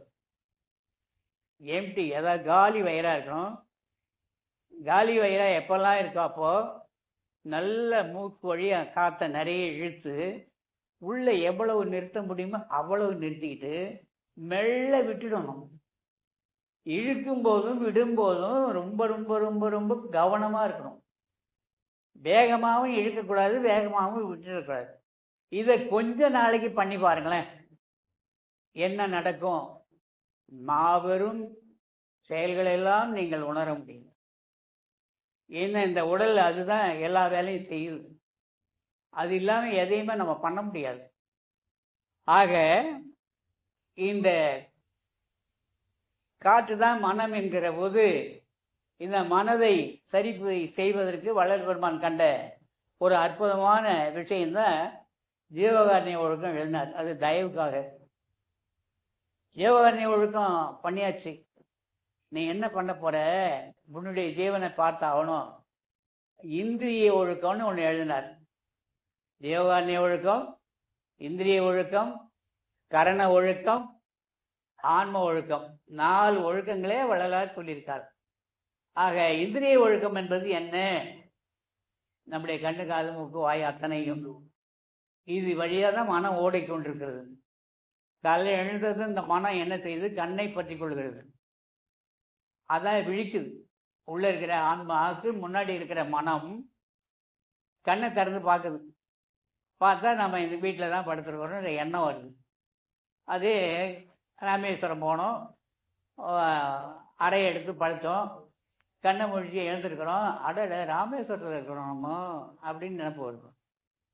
அப்போ விழித்ததும் அந்த நினைவு எங்கே வருது? விழித்த உடனே பார்வையில் வருது. இந்த பார்வையில் வரக்கூடிய அந்த மனம் அடுத்து என்ன செய்யும்? நாம் இங்கே எப்படி குளிக்கணுமோ அப்படின்னு அங்கே தேடும், அறையை தேடும். மனம் சாதாரணமானது அல்ல. மனம் கண் வழியாக வெளிப்படுது, காது வழியாக வெளிப்படுது, நாசி வழியாக வெளிப்படுத்தும், வாய் வழியாக வெளிப்படும், உடல் வழியாக வெளிப்படும். மனம் இந்த 5 புலன்களுக்கு மத்தியில் தான் இருக்குது. அதுதான் அகல் விளக்கு, குத்து விளக்கெல்லாம் நமக்கு கொடுத்தாங்க. தூண்டி தூண்டி செலவு செய்துக்கிட்டே இருக்கக்கூடாது, இந்த மனதை அடக்கத்துக்கு கொண்டு வரணும். அப்போ மனம் எப்படி அடங்கும்? மனம் வேறு இல்லை, காற்று வேறு இல்லை. காற்று தான் மனசு, மனசு தான் காற்று. இப்போ காற்றை பிடிக்கிறதுக்கு என்ன வழி? மனதை பிடிப்பதற்கு என்ன வழி? கண்ணை சரி பண்ணு. ஏன்னா காற்று எழுந்த உடனே கண்ணுக்கிட்ட தான் வருது. நீ எங்கே படுத்திருக்கிற, என்ன செய்கிற அப்படின்றது அதுதான் முதல்ல சொல்லும். அடுத்து இரவு தூங்குகின்ற பொழுது முதல்ல அந்த மனம் கண்ணை விட்டு தான் உள்ளே போகுது. மனம் நம்ம விடவே இல்லை. மனசை விட்டுட்டோன்னா வேலை போச்சு. ரொம்ப பேர் மனசை விட்டு ஒரு முழம் கயிறில் தொங்கிட்டாங்க. ரொம்ப பேர் மனசை விட்டு குளத்தில் விழுந்துட்டாங்க. ரொம்ப பேர் மனசை விட்டு ரயிலில் விழுந்தாங்க. ரொம்ப பேர் மனசை விட்டு ஒரு பாட்டிலை வாங்கி உள்ளே போட்டுக்கிட்டாங்க. ரொம்ப பேர் மனசை விட்டு மாத்திரையை அள்ளி இவ்வளோ கொட்டிக்கிட்டு போயிடுறாங்க. இந்த மனம்தானே, இந்த மனம்தானே. இந்த மனம் எவ்வளோ நுண்ணிய வஸ்து. அந்த நுண்ணிய அந்த பொருளை எவ்வாறு நாம் கை கொள்வது? அதனுடைய செயல்பாடு சாதாரணமானது அல்ல, மிக வலிமையானது. அது நம்மை வாழ வைக்கும், அது நம்மை நடத்தும், அது நம்மை கிடத்தும். நம்ம கொண்டு வந்தது நம்ம வைத்திருக்கோம், நம்மளை எடுத்தும் போயிடும். எது? மனம். மனம் எது? காற்று.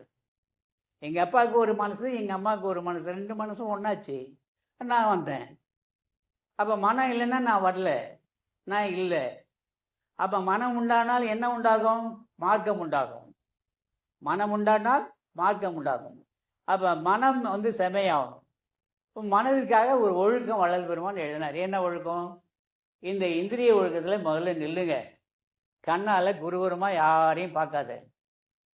காதில் ஒன்று திட்டினாங்களா, நமக்கு என்னன்னு இரு, உன்னால் முடியுமா, முயற்சி பண்ணிப்பார்.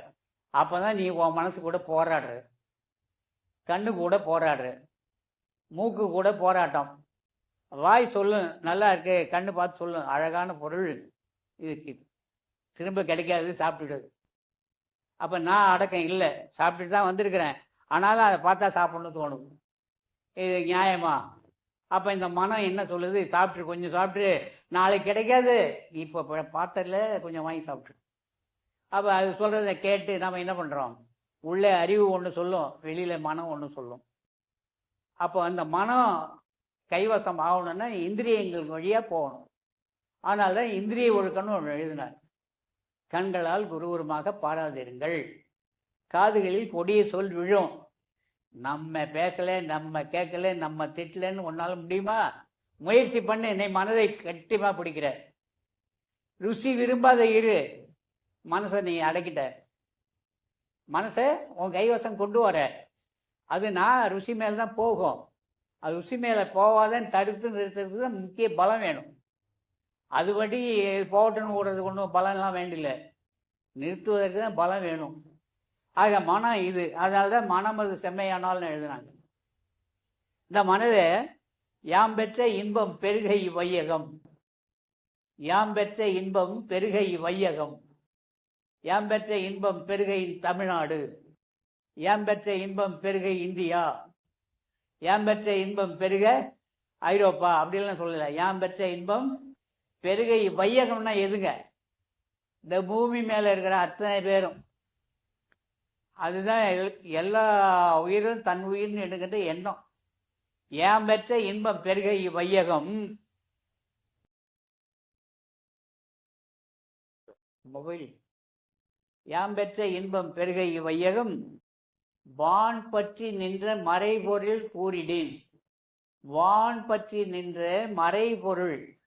வான்னா எதுங்க? மண் பற்றி நின்றல்ல, தண்ணீரை பற்றி நின்றதல்ல, நெருப்பை பற்றி நின்றது அல்ல.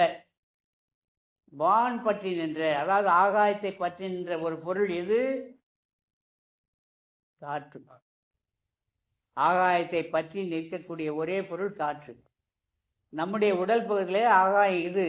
இதை பற்றி நிற்கின்ற ஒரே பொருள் சுவாச காற்று. அங்கே ஆகாயத்தை இது பற்றவில்லையானால் மூர்ச்சை ஆகிடும். எட்ட போங்க விசிறி மட்டை எடுத்தாங்க, விசிறுங்க. காற்று போச்சுன்னா சரியாக போச்சு, மயக்கமே வந்து போச்சு. அப்போ இந்த காற்று மேலே போகல. அதை எழுதுறாரு, வான் பற்றி நின்ற மறைபொருள் கூறிடேன். மறைபொருள் அப்படின்னா உங்களுக்கு அறியாமலே, நீங்கள் தெரியாமலே மிக ரகசியமான ஒரு பொருள் தான் நம்முடைய காற்று. நம்மை நடத்தி கொண்டிருக்கிற காற்று. உணவு நம்மை நடத்தவில்லை. காலையில் சாப்பிட்டு இந்நேரம் வரைக்கும் சாப்பிடாதெல்லாம் இருக்கீங்க. 3 மணி நேரம் 5 மணி நேரம் உணவு உண்ணாமல் இருக்கலாம், தண்ணீர் குடிக்காமல் இருக்கலாம், சுவாசத்தை இழுக்காமல் விடாமல் எவ்வளோ நேரம் இருப்பீங்க. அது உங்கள் கண்ட்ரோலில், உங்களுடைய கையில் இல்லை. அது யார் கையில் இருக்குது? அதைத்தான் பரம்பொருள் கையில் இருக்குன்னாங்க. அந்த பரம்பொருள் எங்கே இருக்குது அப்படின்னா தலைக்குள்ளே தான் இருக்குது. அந்த பொருள் ஒன்று தான் நம்ம இழுக்கவும் விடவும் செய்துக்கிட்டு இருக்கு. அங்கே போயாச்சு அப்படின்னா அந்த அனிச்சை செயலெல்லாம் நான் இச்சை செயலாக மாற்றம் பெறும். மருத்துவர் ஐயா இல்லையா, பயத்தோடு பேசிட்டு இருக்கிறேன். ஒன்று கிடக்க ஒன்று பேசக்கூடாதுல்ல, சிரிக்காதீங்க ஐயா. நான்லாம் மருத்துவம் படிக்கவே இல்லையே. ஆக உள்ள இந்த காற்று போய் தான் இவ்வளோ வேலை செய்யுது. கொஞ்சம் காற்று, ஒரே ஒரு மயிர் இழை, ஒரு ரோம இழை ஒரு பகுதிக்கு போகலன்னு வச்சுங்களேன்.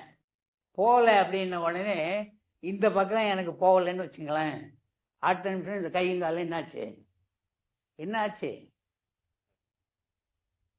இந்த கை காலுக்கும் இங்கே இருக்கிற மூளைக்கும் என்ன சம்மந்தம்? என்ன சம்மந்தம்? அப்போ மூளையில் காத்து நின்னா கிட்னி வேலை செய்யலை, மூளையில் வேலை செஞ்சால் எல்லாம். அப்போ மூளைக்குள்ளே என்ன தான் இருக்கும்? யாரையும் பார்த்து யாரும் கேட்டுறாதீங்க என்னென்ன மூளை இருக்காங்க. என்ன நீங்கள் தாராளமாக கேட்கலாம். ஏன்னா எனக்கு மூளை இல்லை, நான் மூளையில் வாழலை. மூளையில் இருக்கேன் நான் இல்லை, காற்றுல இருக்கிறேன். காற்றுல வாழ. ஏன்னா மூளையை இயக்குவதே காற்று தான், வாயு தான். நீங்கள் வாயுவை கெட்டியமாக பிடிக்கணும். மனம் அதான். மனசு எப்போ இருக்கும்? உயிரோடு இருக்கிறோன்றோம், எழுந்திருக்கிறோம், கண் வழியாக பார்க்குறோம், காது வழியாக கேட்குறோம், வாய் வழியாக பேசுகிறோம், சாப்பிட்றோம், மூக்கு வழியாக முகர்றோம், கை வழியாக எடுக்கிறோம், கொடுக்குறோம், நடக்கிறோம், எல்லாம் பண்ணுறோம். காற்று நின்று போச்சுன்னு இது எதை செய்ய முடியும்? ஒன்றுமே செய்ய முடியாது. சாப்பாடு சாப்பிடல, எதெல்லாம் செய்ய முடியும்? தண்ணி குடிக்கல, எல்லாம் செய்ய முடியும். காற்று நின்று போச்சு, எதுவுமே செய்ய முடியல, எல்லாம் இருக்கிறவங்க செய்கிறாங்க. என் காற்று என்னை விட்டு நின்று போச்சுன்னா என் வேலையை எதுவும் நான் செய்ய முடியாது. எனக்கு வேலையை செய்ய முடியாதுன்ற நிலை வந்ததும் எல்லாம் சேர்ந்து ஒரு வேலையை செய்துடுறாங்க. என்ன வேலை? என்ன வேலை? ஐயோ இவ்வளவு சொன்னாரே, அவரை பத்திரமா வச்சிருப்போன்னு வச்சிருப்பாங்களா?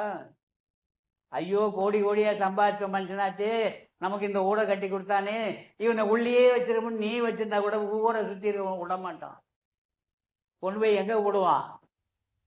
அப்ப மனம் சாதாரணமானதா? இந்த மனதை கண்டுபிடிச்சவன், இந்த மனதோடு வாழ்கிறோமா? இந்த சுவாசத்தை உணர்ந்தோமா? சுவாச காற்றோடு இருக்கின்றோமா? எவனோ உள்ள இழுக்கிறான், எவனோ விடுறான், நமக்கு என்ன அதை பத்தி? நம்ம செயல் சாப்பிட்றது குடிக்கிறது, 2 வேலை தான். இது 2 தான் நம்ம வேலை. ஆக உணர்வு பூர்வமாக இந்த மனதை பிடிப்பதற்கு ஒரே ரகசியம் மூச்சு பயிற்சி, பிராணாயாம அபியாசம். காலி வயிறாக இருக்கும் போதெல்லாம் மெல்ல சுவாசத்தை எடுத்து உடலை நிரப்புங்க, மெல்ல சுவாசத்தை வெளியே விட்டுருங்க. கொஞ்ச நாளைக்கு இதை பண்ணிகிட்டே வந்து அந்த சுவாசமே இந்த உடலை நடத்த ஆரம்பிக்கும்.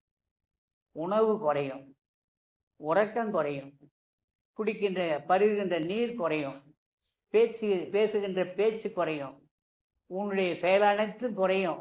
நீ எங்கே போயிடுவ தெரியுமா? மௌனத்துக்கு போயிடுவீங்க. அதுதான் மௌன ராஜ்யம் ஒன்று நமக்குள்ளேயே இருக்கு. வள்ளல் பெருமான் தெளிவாக எழுதுவார், மௌன ராஜ்யம் அடைவது என்னாலோ அப்படின்னு வர. ஆக இதுதான் ஊன் பற்றி நின்ற யாம் பெற்ற இன்பம் பெருக வையகம், ஊன் பற்றி நின்ற வான் பற்றி நின்ற மறைபொருள் கூறிடின் ஊன் பற்றி நின்ற உணர்வுறு மந்திரம். நம்முடைய ஊனாகிய தசை பிண்டமாகிய இதை பற்றி நின்ற ஒரு பொருள் எது? ஊன் பற்றி நின்ற உணர்வுறு மந்திரம். தம்பி என்னை கிள்றார், ஐயாவை நான் கிள்றேன், உணர்றாரா இல்லையா? மூச்சு காத்து உள்ள போனதானே உணர்வாரு, அப்போ உணர மாட்டார் இல்லை? என்ன அவர் கிள்னா நான் உணர்வேன். உடம்புல இருக்க காற்று போன பிறகு என்னை கிள்னு என்ன கத்தியே வச்சு நறுக்கினா கூட எனக்கு உணர்ச்சி இல்லை. போஸ்ட்மார்ட்டம் பண்ணுறாங்கல்ல, ஐயோ என்னை வெட்டாதடான்னு எழுந்து உட்காருதா என்ன? அப்போ உணர்வு இல்லையே. ஏன் இந்த உணர்வு எது வரைக்கும் இருக்கும்? உள்ளே போய் வெளியே வர காத்திருக்கிறவனே உணர்வு. அதுதான் சொன்னார், ஊன் பற்றி நின்ற உணர்வுறு மந்திரம் காற்று தான். அந்த மந்திரத்தை நாம் ஜெபிப்பதே கிடையாது, நிச்சயில இருப்பதே கிடையாது. ஊன் பற்றி நின்ற உணர்வுறு மந்திரம். அந்த மந்திரத்தை என்ன செய்யணும்? தான் பற்ற பற்ற என்ன செய்யணும்? நாம மெதுவாக அதை நாம் பிடிக்கணும். தான் பற்ற பற்ற தலைப்படும் தானே, உங்கள் கைவசம் ஆயிடும், உங்கள் கைவசம் ஆயிடும். இதுதான் அழகா திருமந்திரம் சொன்னது. இப்படி மனம் என்பது சாதாரணமானது அல்ல. மனதை வசப்படுத்துவதற்கு வழி தெரியணும். வழிதுறை கற்றறிந்த பெரியோர் இல்லை அப்படின்னு நினைக்க வேணாம். சித்திரமுத்து அடிகளார் எழுதின அருளொளி புத்தகம் பூரா தினம் படித்தாலே அதில் அவ்வளோ விஷயங்களை கொட்டி வச்சிருக்காரு. அருட்பாவை பார்த்தோம்னா அவ்வளோ விஷயங்கள் இருக்குது. மனம் வேறல்ல, நம்முடைய காற்று வேறல்ல, மனமும் காற்றும் ஒன்றுதான் என்று சொல்லி இந்த காற்றை பிடிக்கிற ஒரு கணக்கு நமக்கு திருமந்திரம் சொல்லியிருக்கு. எல்லா ஞானிகளும் சொல்லியிருக்காங்க. இது யமனையே கூட உதைக்கலாம். யமனை உதைக்கலான்னு அவனை நோயெல்லாம் உதைக்க முடியாதுன்னு பேசிட்டு எனக்கு வராத நோயா, நான் அனுபவிக்காத அனுபவமா, எல்லாவற்றையும் நான் உதைச்சிக்கிட்டு வாழ்ந்துட்டு இருக்கிறேன்னு சொன்ன அந்த திருவருளுடைய செயல் எதில் இருக்குது? காற்றுல தான் இருக்குது. அதான் பிராணாசக்தின்னு வாங்க. இந்த பிராணாசக்தினாலே நம்ம உடம்பை நம்ம சுத்தப்படுத்த முடியும். ஆக்சிஜன் என்று சொல்லக்கூடிய இந்த பிராணாயாம பயிற்சினால எந்த இடம் கெட்டு போச்சோ அந்த இடத்துக்கு அதை அனுப்பி அதை சரி பண்ண முடியும். இன்னைக்கு அது வந்திருக்கு, அப்படி ஒரு வைத்தியமே வந்திருக்கு.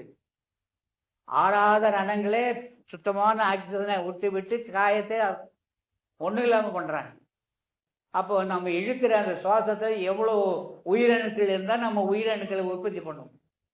ஒரு உயிரணு உடம்பு எடுத்து வந்தது, உடம்பு முழுவதும் உயிரணு தான். அப்போ உயிர் எதில் இருக்குது? மூச்சில் இருக்குது. மூச்சு போச்சுன்னா உயிர் போச்சு, மூச்சு போச்சுன்னா பேச்சு போச்சு. அப்போ மூச்சு பேச்சு இல்லாமல் நம்ம என்ன செய்யணும்? மூச்சை பற்றி இப்படி பேசிகிட்டு இருக்கிறத விட சித்திரமுத்து அடிகளார் நமக்கு சொன்னது போல பேச்சை குறை, மூச்சை கவனி. என்ன சொன்னார்? பேச்சை குறை, மூச்சை கவனி. மூச்சு தான் மனம். அப்போ மனதை வசப்படுத்துவதற்கு ஒரே வழி அதை பார்க்கணும், நம்ம கையில் அதை கொண்டு வரணும். அதனால் அன்பு உள்ளங்களே, நன்றாக நிமிர்ந்து உட்கார்ந்து, நிறைய இருக்குது நிறைய மனதை பற்றி வள்ளலார் சொன்னது நிறைய இருக்குது, நம்ம பார்க்க முடியல, நேரம் கடந்தே போச்சு. மனமேனும் ஓர் பேய் குரங்கும் வடப்பயலே, நீதான் மற்றவர் போல் என்னை நினைத்தாயோ அப்படின்னு எழுதுறாரு. வாட்டமோடு சிறியனேன் செய்வகை அறியாது மனம் மிக மயங்கி ஒரு நாள் மண்ணில் கிடந்து அருளை உண்ணி உலகியலை மறந்து துயில்கின்ற போது நாட்டமுறு வைகரையில் என் அருகணைந்து என்னை எழுப்பி, மகனே, நல் யோக ஞானமெனினும் புரிதலின்றி நீ நடிதல் அழகளவோ அப்படின்னு சொல்லி கடவுளே என்னை எழுப்பினா, ஞான யோகம் செய்ய சொன்னா என்ன அப்படின்னு சொல்லி வள்ளலாரின் நிறைய விஷயங்களே நமக்கு சொல்லியிருக்காரு. மனம் இழைத்து வாடிய போது என் எதிரே வந்து ஆண்டவன் நின்னான்னு எழுதுறார். நம்முடைய மூச்சு காற்று தான் நமக்கு உண்மையானது, அதுதான் நமக்கு உயர்ந்தது. கோடி கொடுத்தாலும் கிடைக்க முடியாத ஒரு பொருள் நம்முடைய மூச்சு காற்று தான் நம்முடைய எல்லாமும் காரணம்.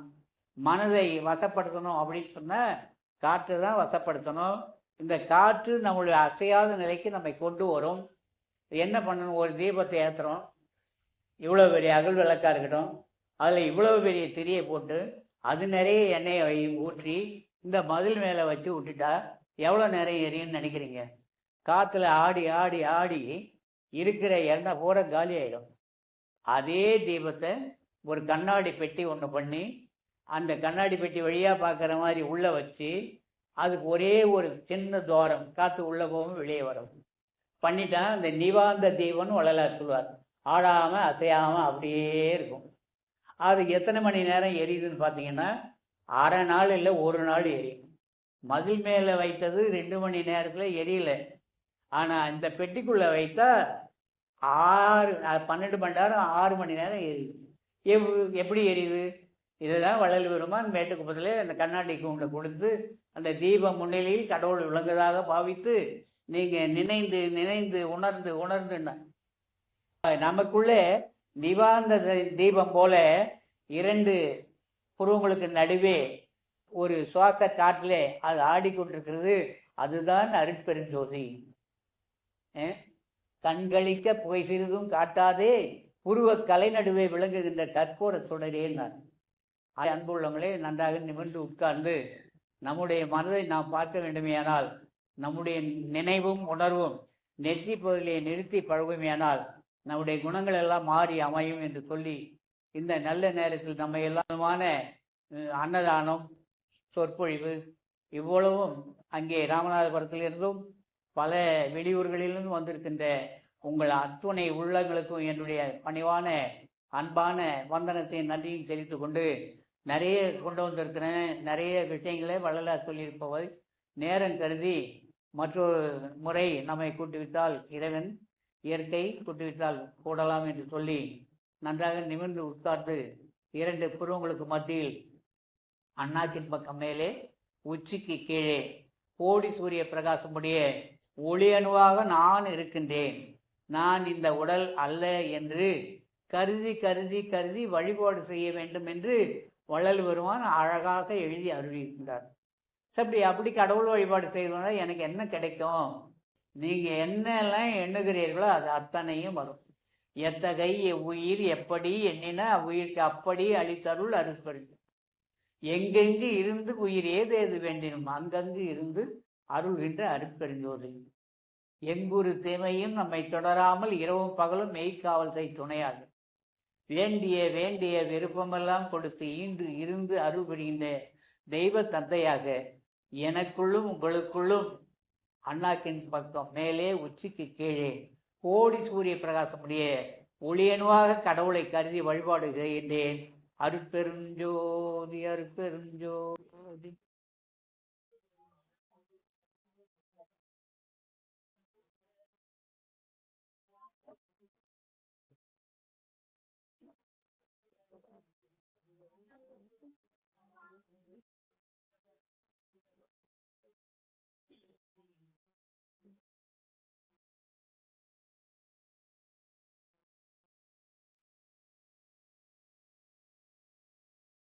அருட்பெருஞ்சோதி அருட்பெருஞ்சோதி தனிப்பெரும் கருணை அருட்பெருஞ்சோதி.